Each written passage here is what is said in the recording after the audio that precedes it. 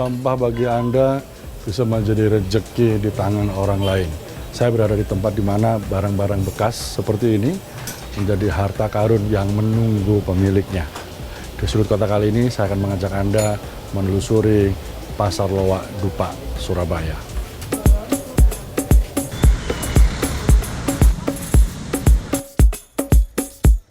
Geliat barang bekas tak lekang oleh zaman. Tangan-tangan terampil dan ketekunan menjadi tuntutan. Tak sembarang orang bisa mengembalikan kilau kejayaan barang yang dianggap sampah ini menjadi layaknya permata yang layak dibeli. Pasar Loak Dupak Rukun. Bagi Anda yang belum terbiasa mendengarnya, mungkin terdengar aneh. Pasar yang diresmikan pada tahun 1977 ini adalah pasar khusus barang-barang bekas alias loakan. Pasar legendaris yang berusia hampir setengah abad ini berada di wilayah Dupak Rukun, Asemrawo, Surabaya.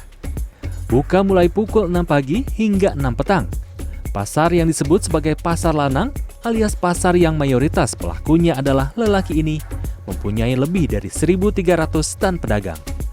Hampir segala keperluan yang bersifat teknik ada di sini. Dari yang mungil seperti stop kontak hingga kompresor berukuran jumbo pun tersedia di sini. Tidak hanya itu, keperluan rumah tangga seperti kulkas bekas, stok mobil bekas, alat derek, dan onderdil motor pun tersedia.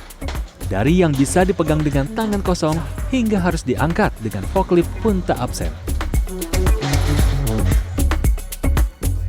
Bagi warga Surabaya dan sekitarnya, Pasar Loak Dupak Rukun ini menjadi solusi untuk mendapatkan barang-barang yang sulit didapat di toko resmi atau saat harga barunya terlalu tinggi. Seperti Umar yang berbisnis konstruksi dan pengecatan.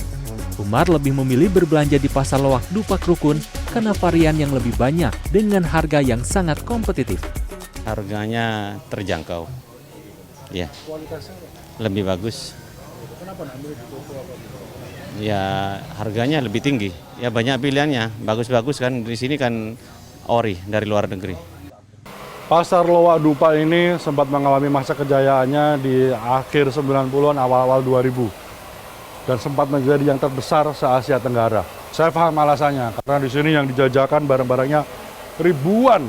Beberapa bahkan ada yang lucu dan yang lucu banget. Seperti ini, jangkar yang beratnya 3 ton. Ya, jangkar yang beratnya 3 ton lebih ini adalah barang dagangan UD Makmur milik Haji Ridhoi. Haji Ridhoi sendiri sudah berdagang di Pasar Loak ini sejak tahun 90-an. Pedagang lulusan SMP ini meneruskan bisnis dari sang ayah. Seperti sang pendahulu, Haji Ridhoi berspesialisasi pada barang-barang bekas kapal, seperti rantai kapal bekas, seling, katrol, hingga jangkar kapal second. Haji Ridhoi dan beberapa pengusaha barang bekas kapal ini mendapatkan barang dagangannya dari kapal-kapal tua yang akan dihancurkan. Kalau jualnya 25 sampai 20 antara 25 per kilonya. Kalau yang besi cor bikinan sendiri. Yang bikinan sendiri itu yang besi cor itu bisa 16.000, 17,5 gitu, Pak. Sudah menjadi rahasia umum, di Pasar Loak Dupak Rukun ini mayoritas penjualnya berasal dari Pulau Madura. Berbekal tekad sebagai pendatang di Kota Pahlawan, kemampuan orang-orang Madura dalam memoles barang bekas sudah kondang.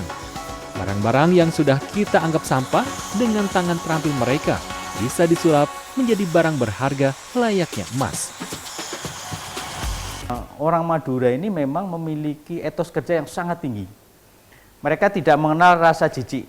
Barang bekas ini kan butuh untuk menyentuh saja. Barang bekas biasanya kan kotor gitu ya. Banyak orang tidak mau. Tetapi karena orang Madura itu tidak mengenal rasa jijik misalnya, yang penting ini jadi uang, ya mereka mau saja untuk mengelola barang-barang bekas itu.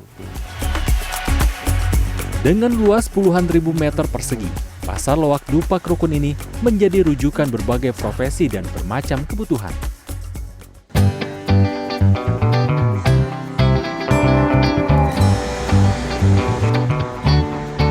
Setelah puas mengelilingi Pasar Loak Dupak Rukun, kini saatnya kita mengisi perut yang mulai meronta. Pilihannya jatuh pada depot bakso dan tahu campur Cak Naim yang berada di Jalan Raya Dupak. Depot yang mulai berjualan sejak tahun 1982 ini kini diteruskan oleh generasi kedua. Begitu melihat sajian tahu campurnya, saya pun tak berpikir panjang. Segera saya memesan 1 porsi tahu campur. Mas Agus sang pegawai pun langsung menyiapkan kuliner khas Lamongan ini. Petis, tahu, mie, singkong, dan selada sudah siap. Selanjutnya bongkahan kikil yang menggugah selera pun tertata di atas piring saji. Setelah itu langsung disiram dengan kuah bumbunya yang mengepul. Terakhir, dan tak kalah penting, kerupuk. Dari tampilannya, bongkahan kikilnya menggoda sekali. Sekali aduk, petis dan kuahnya bercampur dengan mie dan kecambahnya. Saatnya menikmati.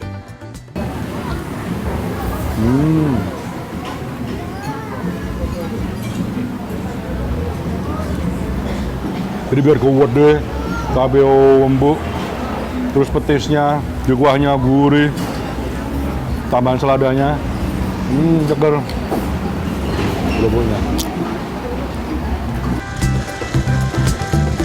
Dalam sehari, tahu campur yang seporsi dibanderol seharga Rp22.000 ini menghabiskan hingga 1,5 kuintal daging dan kikil.